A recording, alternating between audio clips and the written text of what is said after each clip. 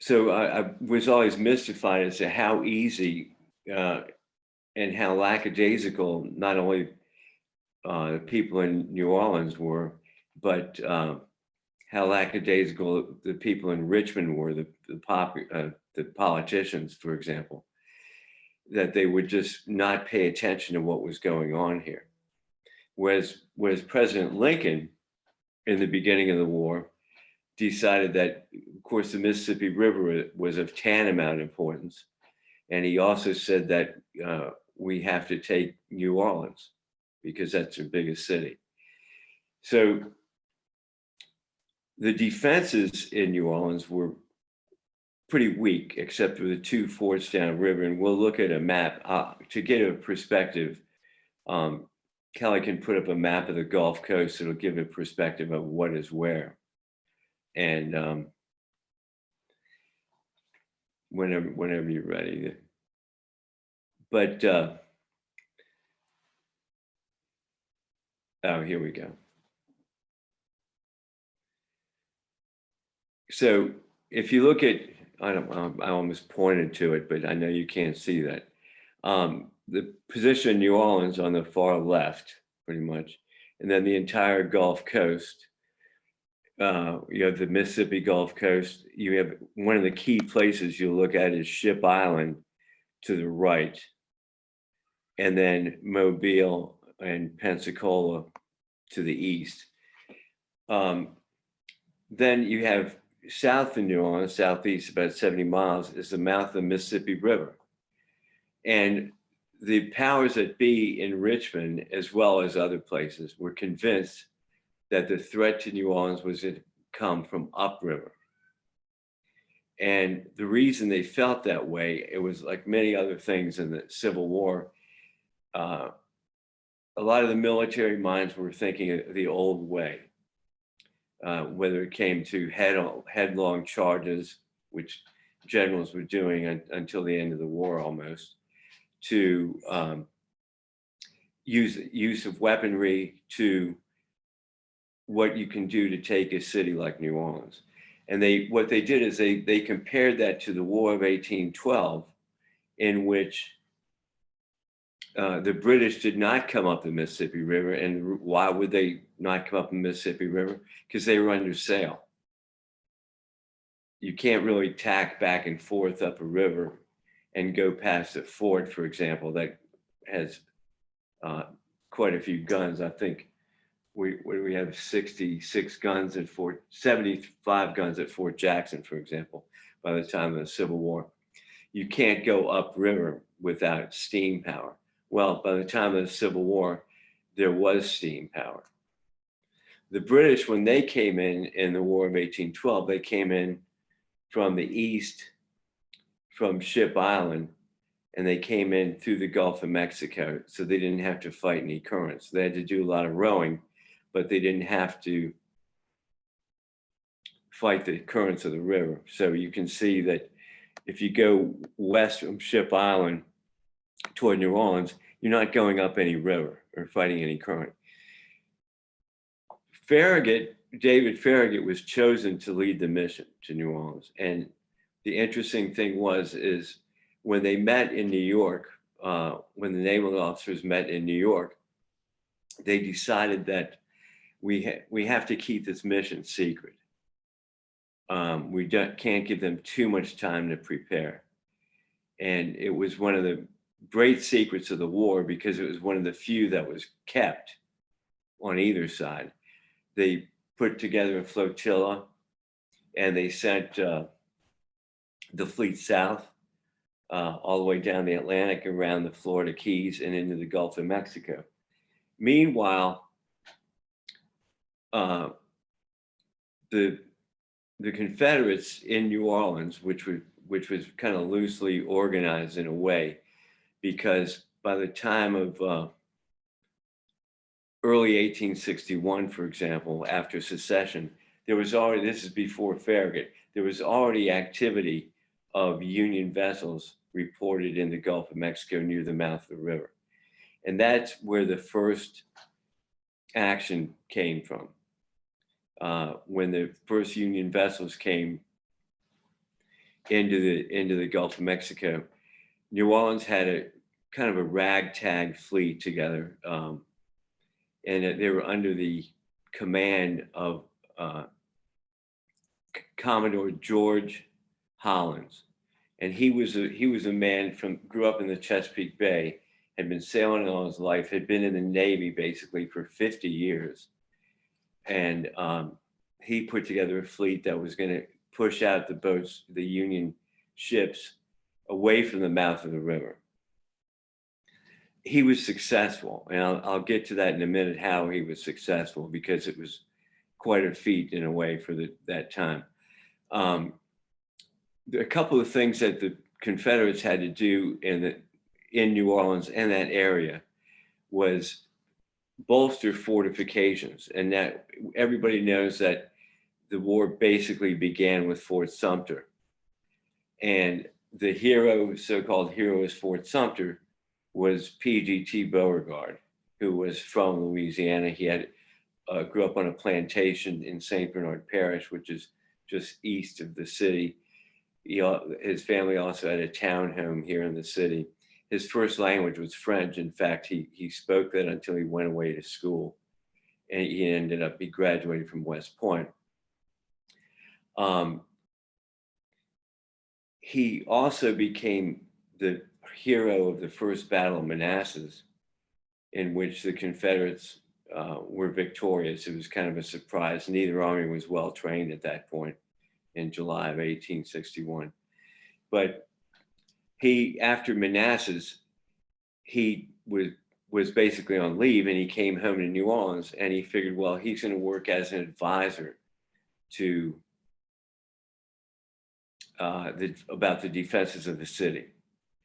He said several things, and he said, first of all, you have to shore up the inner defenses, any artillery or any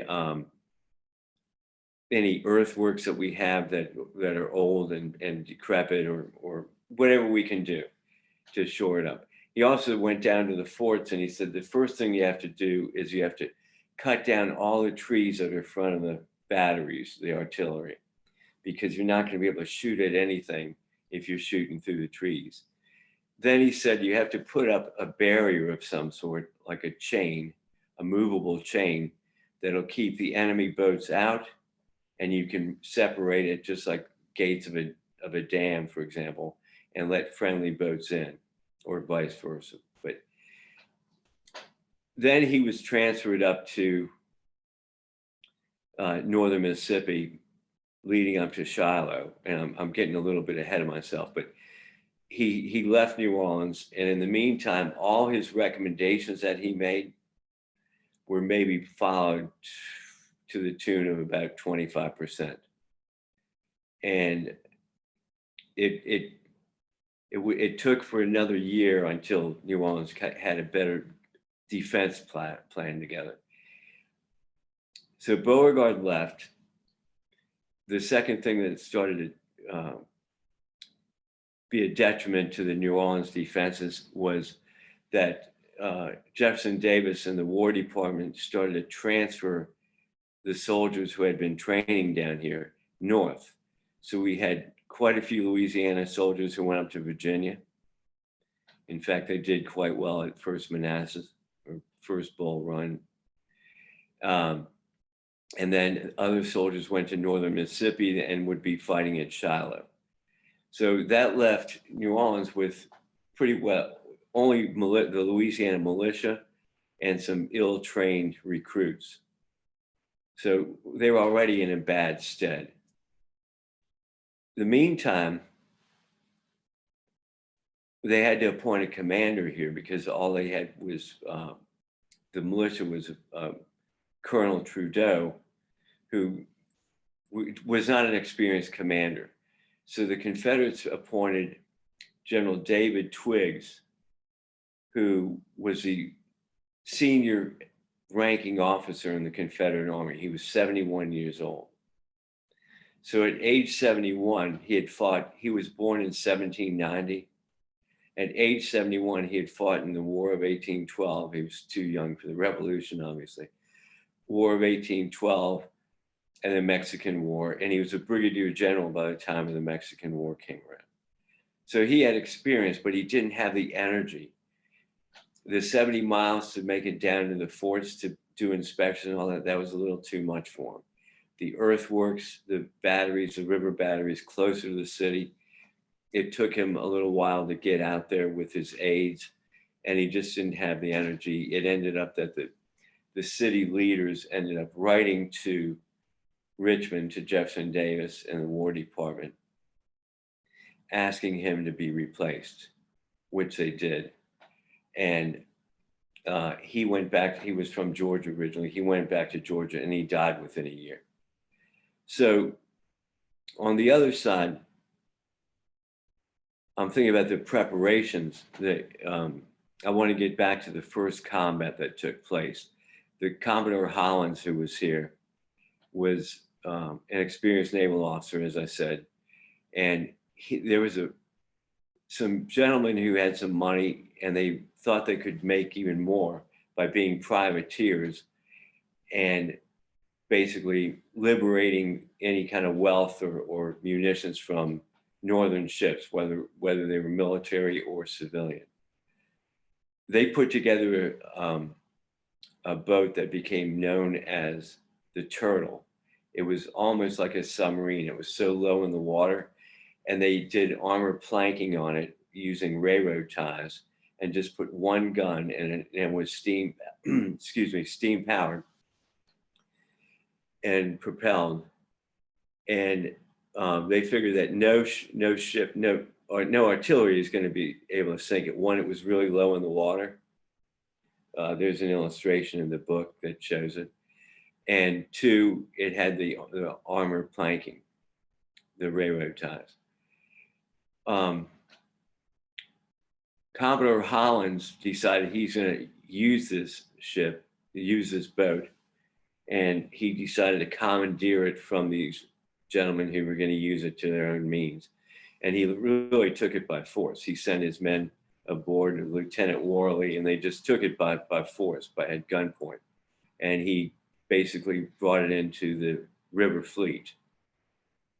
When the first Union boats reported down at the mouth of the river, he sent them down there. He figured he's going to engage them and run them out of the river, which he did.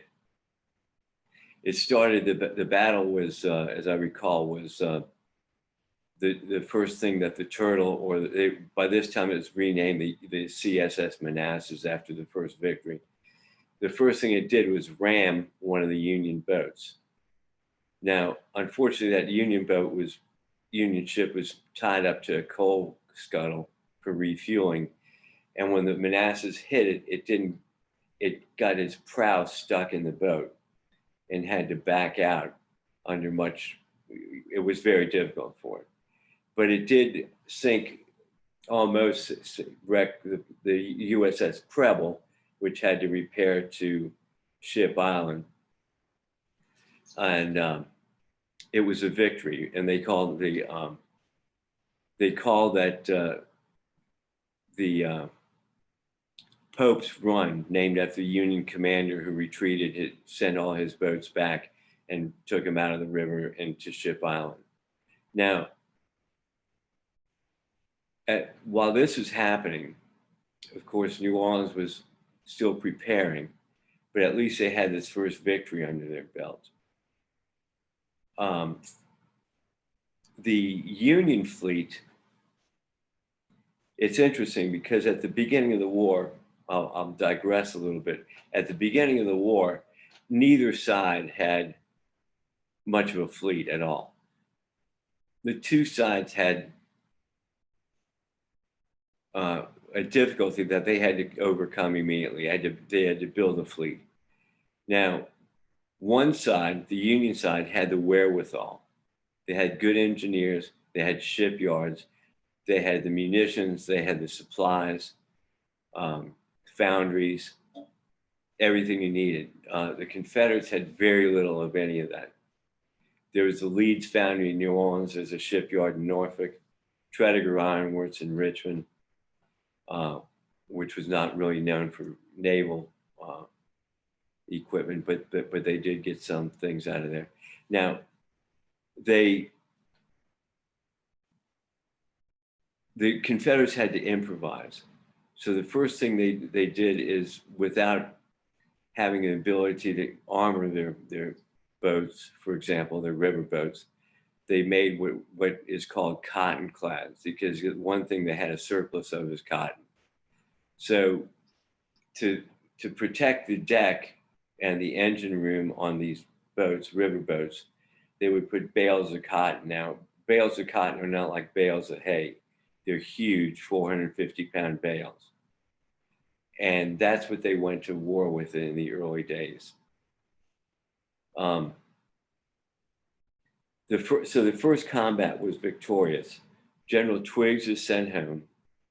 Hollins was sent upriver, and eventually he was considered too much of a rogue commander, and they transferred him to Richmond, even though he was one of the best the Confederates had. And they had to find somebody else for New Orleans. The favorite was Braxton Bragg, who, even though he was a North Carolinian, had married a Louisiana lady and was running a sugar plantation in South Louisiana. He was basically the favorite for it, and he lobbied very hard, and his wife lobbied even harder. However, Jefferson Davis gave it to Mansfield Lovell, the command in New Orleans. It was a very unpopular decision. They considered Mansfield Lovell was born in Washington, D.C. He did graduate from West Point. He was working as an engineer in New York at the time. So down here, he would have been considered basically a Yankee, even though he really wasn't. I mean, his sympathies were Southern, but definitely. And he came down here and he immediately went to work feverishly with high energy, shoring up all the defenses everywhere, instituting training programs for recruits. The one thing that he was hampered with was Richmond kept taking away soldiers that he trained and sending them elsewhere. And I mentioned to North Mississippi and to Virginia. So he had to keep recruiting and training new soldiers. It was very difficult. Now, I'll switch over to Union preparations and the planning that they had. And the key thing that the Union had was a secret mission, and they had one commander. And the main reason that the Confederates lost New Orleans, and I don't know if this is disputable or not, but was they didn't have unity of command, whereas the Union Navy and the Army all was under one man, David Farragut. Lincoln gave him complete authority, and so he could give the Army orders, he could give any of his naval commanders orders. They all had to obey him. On the Confederate side, Mansfield Lovell, as good a job as he was doing, he could only command the Army. If he wanted something done by the Confederate Navy, he had to telegraph Richmond to get permission to ask the Confederate naval commanders to do his bidding, basically. It was always under the form of a request. There was also the Louisiana River Fleet, which he had to go through the governor, Thomas Overton Moore, and request that had to request that the River Fleet go into action as he needed. There was the Louisiana militia, which he had to go through the militia commander. So you can see how disjointed the command was. Whereas, as I said, Farragut had complete control of the Union Army. They're steaming south. The Confederates had earlier, even under General David Twiggs, they had taken hold of Ship Island, which we can look at a map. I guess the Southeast Louisiana map would be best. Yeah. You can look east toward the Mississippi coast. There's Ship Island, which also has Fort Massachusetts. Well, the big mistake the Confederates made with Ship Island was they withdrew from it when the USS Massachusetts came and basically surrendered it to the Northern Fleet. And the reason that was so key is that Ship Island is the only deep water port between Mobile and New Orleans. So if you're bringing in large vessels, you need a deep water port. It also could be a staging area for the Army when they were bringing troops down, which it did become. Also could be a port used for coal supplies and for the steamships, anything else they needed. There was a major mistake by the Confederate government, by the Louisiana commander. It was a mistake. I'll get to who decided that. But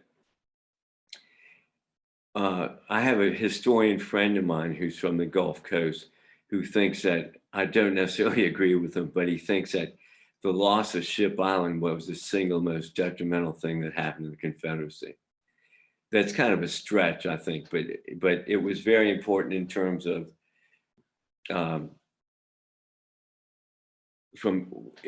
staging area for, as I said, for ships coming east or coming west from the Mobile or Pensacola area. Now,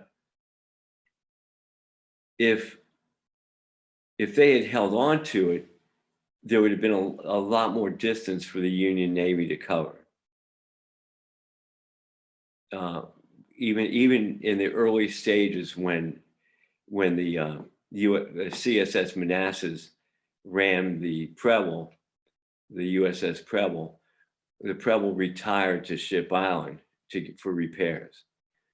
So you see how important a deep water port like that can be, and the distance between Pensacola, Mobile area, and New Orleans.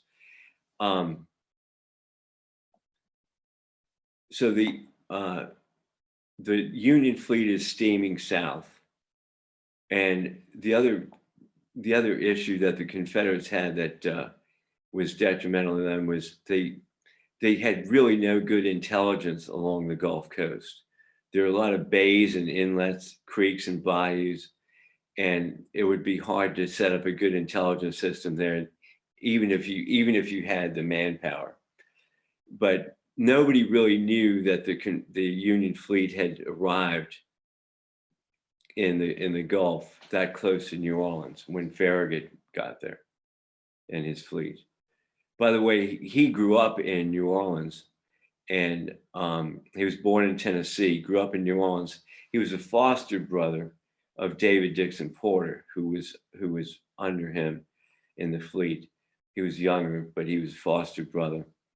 And Farragut had plenty of experience. He had served under Porter's father, who was a naval officer, and he had been basically he started out as an ensign in the Navy at age 12. So he knew these waters around here. He had sailed all over when he was a kid, and he knew the waters. The Confederates, none of the officers that the Confederate Navy had sent down knew the area at all. So there's another advantage they have.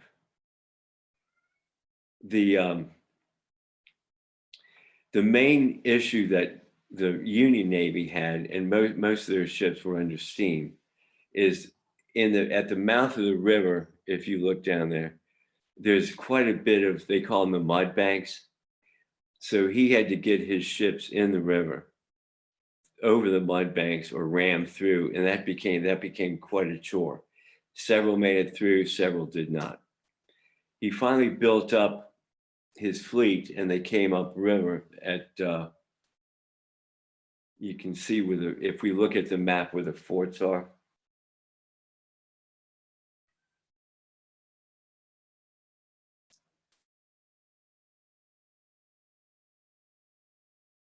It'll be up in a second. Okay, there we go.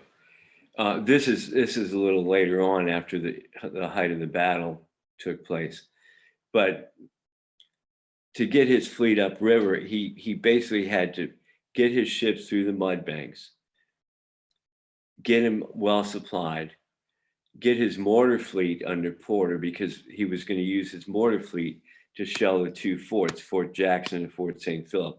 I mean, I'm touching the screen with my pen, knowing you can't see that, but those were the only two barriers, serious barriers that Farragut and his Navy had in approaching New Orleans. Once he would get through past the forts, New Orleans was basically gone. Now, one of the reasons that Farragut, part of his plan is that since we're under steam and we know the current of the river is about 4 knots, we can make 8 to 10 knots or so. We can once we get through the chain barrier, which is right opposite Fort Jackson there. If we can get through that chain barrier, then it's going to be clear sailing to New Orleans, because we're going to take a few shells, a few hits, but we're pretty well armored and we can continue on river. I mean, we're going to meet some opposition from the Confederate and the river fleet, but we can handle it because we have a lot more power. Meanwhile, there was a big effort to try, how are we going to break the chain? Well, they finally did. I go into it in the book as to all the efforts that they put in. But when Farragut was coming up river, one of the things that he had with him is one of his captains, Theodorus Bailey, had come across a couple of Louisiana fishermen who really wanted very little to do with the war. They just wanted to get about their business. So they were persuaded, I don't know how, it could have been at gunpoint, but they were persuaded to give the Union information on the disposition of the forts and what other defenses were there. So Porter puts his mortar fleet out of range of the forts, just about out of range of the forts. Occasionally he would venture forth and the forts could shell pretty good because they were fairly well armed. But Porter kept shelling the forts, were well defended, but all he had to do is get past the chain. They finally exploded the chain and were able to get the fleet through. Now, they did run into opposition from the much overpowered Confederate fleet that was in the river. And there was a pretty good battle in which the Confederates handled themselves pretty well, but they were just completely outgunned and outmanned. And eventually the Union fleet made it past. Now, there's one point on the, you can see, you don't need to change the other map necessarily, but there's one point on the river that's not there anymore called, let me see if it's which map it's on. Quarantine. It's not there anymore. But Lovell sent the Chalmette Regiment down to Quarantine to stop any land advance of the Union Army. And the only thing was, this is late April. I'm going through this fairly quickly because, we got a couple of years of combat to go through and we only have 45 minutes, but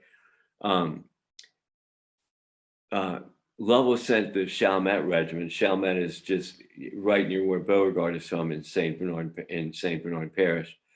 He sent them down to Quarantine to stop any land advance. The only difficulty with that is this is late April. The Mississippi River in late April is at its highest point. So if you went down to the French Quarter in late April, which just passed, and you stood at Jackson Square by St. Louis Cathedral, ships would be going by on the river that looked like they were above you because the water is so high. So the troops that went down to Quarantine to stop the land advance were at a disadvantage because any Theodorus Bailey was the lead ship, by the way. All he had to do is pull up to him and threaten to engage them in a firefight, and they were forced to surrender.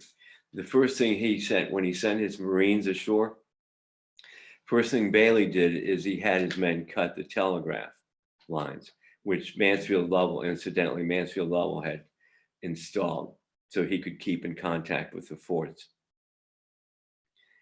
So now the forts were all on their own, being shelled by Porter and his mortar fleet. The Union Navy was up in three different divisions, was sailing upriver toward New Orleans. They were led by Captain Theodorus Bailey, and he was aboard the Cayuga. He was the one who stopped at quarantine and got those guys to surrender the Chalmette Regiment. He was the first one to hit New Orleans. And meanwhile, the church bells are starting to ring in New Orleans. The city's kind of under a panic. They're started to burn cotton at the warehouses, burn sugar supplies that was going to go for export. The two huge super ships that they were building, the Confederates were building, the Louisiana and the Mississippi, neither one was in action yet. The Mississippi was still basically in dry dock being worked on.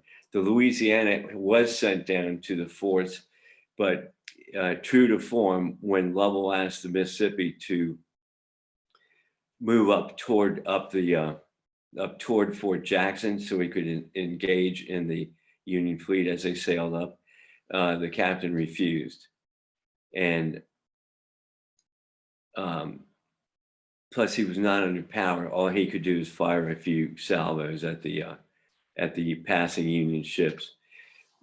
As I said, the Mississippi wasn't even finished. Now, the Union, like David Dixon Porter said, that had the Confederates finished those two basically super fighting ships, they would have made great havoc on us all along the Gulf Coast. It didn't happen, of course, and that's the rest is history about those two, the Louisiana, Mississippi. But Captain Theodorus Bailey gets to New Orleans and it's basically defenseless, because Mansfield Lovell figured if he leaves his troops in New Orleans, it's going to be a military. Yeah, that's perfect right there. It's going to be a military target. So he began withdrawing his troops and moving them north of here to on the North Shore. We don't need to see that, but to basically out of harm's way.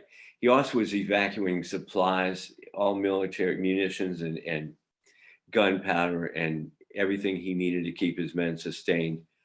And New Orleans was basically defenseless. Theodorus Bailey and his aide came ashore and they marched to City Hall, being basically through a throng of hostile New Orleanians. It was fairly brave for just those two guys to come ashore and march to City Hall to demand surrender. Eventually, the rest of the fleet got here, and David Farragut wanted to hasten things along, and he had his Marines go raise the Union, the Stars and Stripes above the United States Mint, at which point they were being hooted and hollered by a hostile crowd, and at which point a local citizen climbed up, took the American flag down, threw it to the crowd, who basically marched it to City Hall in tatters, dragging it along. And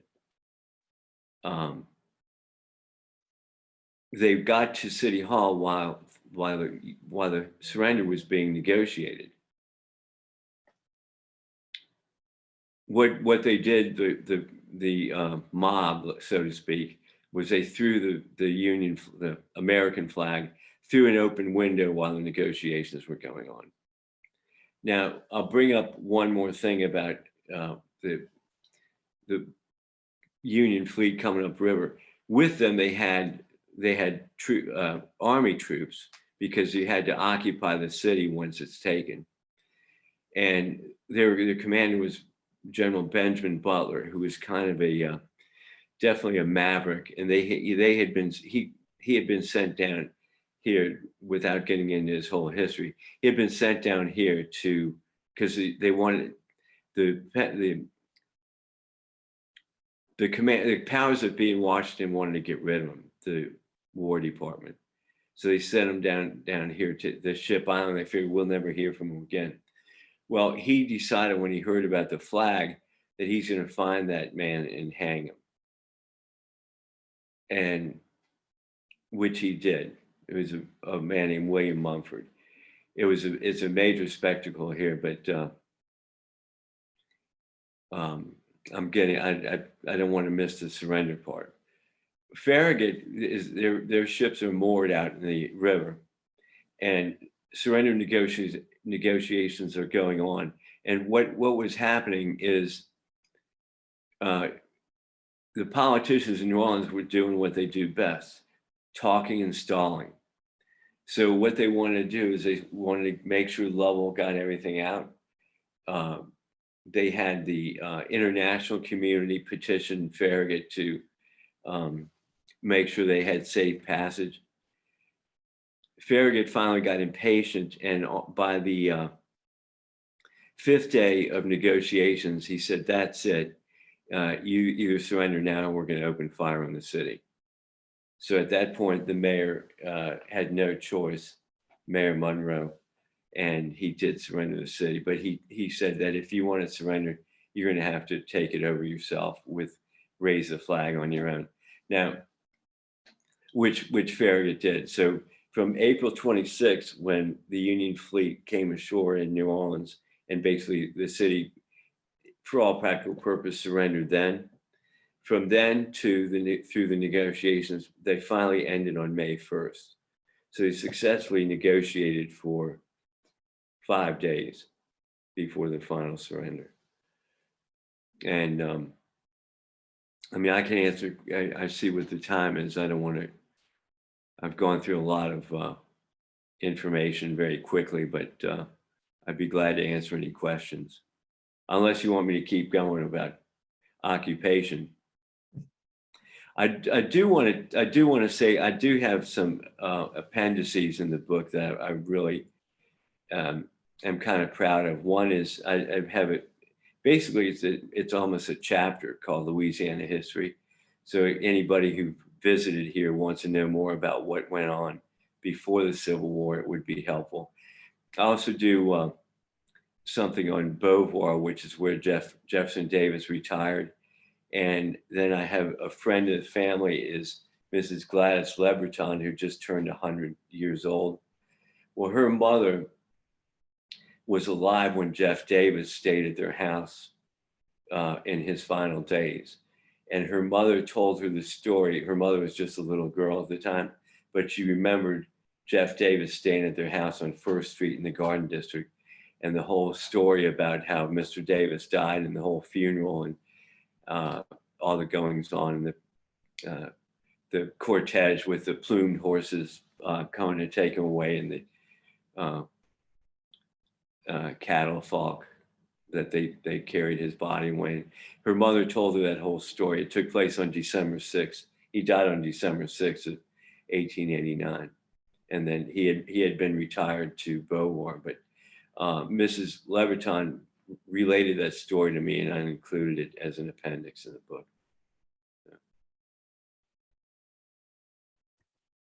Excellent. And thank you so much. That a very informative talk. And I think I know I saw at least one question come into the chat. So were the surrendered Confederate troops paroled? This is from Larry. The Chalmette Regiment, the Chalmette Regiment that was captured at downriver from here, they were immediately paroled because Theodore S. Bailey didn't want to be encumbered with prisoners. there were about 400 men in the regiment. Last thing he wanted to get to New Orleans. He didn't want to worry about taking prisoners. So they were paroled immediately. All right. And let's see, anyone else have any questions? Oh, here we go. How was the life of the civilians after the fall of New Orleans? This from Fernando. Well, that's a matter of whose side you're on. Benjamin Butler was, if you, even to this day, you can find chamber pots at souvenir shops with his picture in the bottom, because he was called the Beast, and spoons because he did make a fortune while he was commandant of New Orleans. However, if you talk to somebody who knows a little bit about Butler, they make it sound like he was here like for 4 years or 6 years, for the whole war or whatever. He was only here from May until Thanksgiving of that year, until he was relieved. He was really sent home, sent north. But he was relieved primarily because so many infractions that he committed. There were so many complaints, and one of the most famous one, of course, was the woman's law, which any woman who insulted a Union officer or soldier would be treated as a lady of the evening, plying her trade. That enraged not only all the people in the South, but even people in France and England, who thought it was just terrible. But he was finally relieved, and he was replaced by General Nathaniel Banks. The one thing Benjamin Butler did that not many people around here realized, he cleaned up the city. The French market had not been had a good washing in decades, if not more.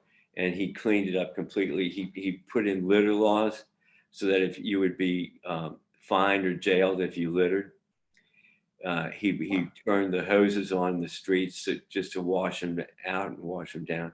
So he did clean it up. So he did do something that's commendable. That's really interesting. I had never heard of that about him cleaning up the city. Yeah. So Larry has another question. Did the Union move cotton out of New Orleans? Well, when the ships were, when the city was panicking as the Union fleet approached, one of the things that they did is they tried to get, the Confederates tried to get cotton out of here. They also set fire to bales and just sent them down, floating down the river to hopefully scatter the Union fleet. It did cause some confusion, but they destroyed quite a bit of cotton, and that became another issue when cotton became a contraband product. Thank you. And I don't see another question up here yet, but I'll ask you one. Okay. I know historians always talk about the most pivotal event of the war, the most pivotal events. And where would you place the fall of New Orleans in that, or the capture of New Orleans? Well, I think it led to the Union eventually controlling the Mississippi River,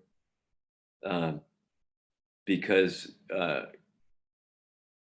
I would say it's right up there, because it was, you could say Vicksburg was terrible. Gettysburg was, the difference between Vicksburg and Gettysburg is at Gettysburg, 2 armies marched away.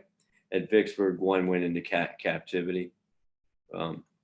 I would say New Orleans was very important. I think it's overlooked frequently by